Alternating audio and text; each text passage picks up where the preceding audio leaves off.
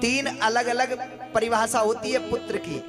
एक होता है पुत्र, एक होता है सुपुत्र और एक होता है कुपुत्र। पूत, सपूत और कपूत, तीनों की है एक, लेकिन तीनों की परिभाषा अलग अलग है। आपकी जो संतान है ना, ये है तीनों, नाम बताए गए तीनों के, लेकिन इनकी परिभाषा अलग है। पुत्र, सुपुत्र और कुपुत्र।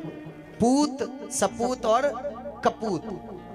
कपूत कौन होता है? जिसे कुपुत्र कहा जाता है। जो आप इज्जत कमाओ और आपकी इज्जत को मिट्टी में मिलाए, आप जो धन कमाओ आपके धन को मिट्टी में मिला दे, वो होता है कपूत। कुपुत्र जो आपने बनाया है उसे मिटा रहा है, गवा रहा है, इज्जत को गवाए जा रहा है, वो होता है कुपुत्र। एक होता है पुत्र। पुत्र कौन?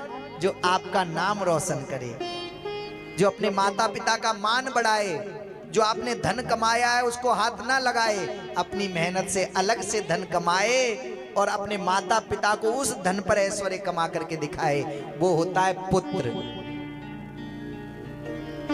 जो इज्जत को गवा दे वो कौन होता है? कुपुत्र। और जो इज्जत बना दे वो होता है पुत्र। और जो अपनी इज्जत बनाए, अपने माता पिता की इज्जत बनाए और साथ साथ में पूरे गांव की, पूरे राष्ट्र की इज्जत बनाए, वो होता है सुपुत्र। वो सुपुत्र होता है जो अपना तो मान बढ़ाए, अपने माता पिता का मान बढ़ाए, परंतु साथ साथ में अपने गांव का भी मान बढ़ाए, वो होता है सुपुत्र।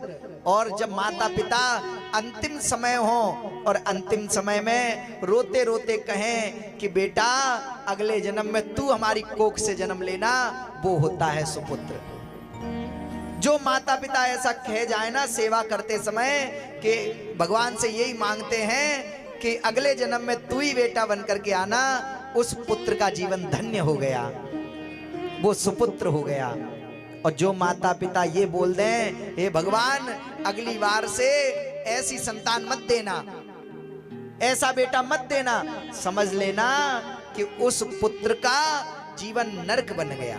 अगर माता पिता के मुख से ऐसा निकल जाए कि हमारी कोख से जन्म लेकर के तूने हमारा नाम मिटा दिया, भगवान करे अगले जन्म में तू हमारे यहाँ पैदा मत होना, तो वो कुपुत्र हो गया। पुत्र, सुपुत्र, कुपुत्र, ये तीन परिभाषा हैं।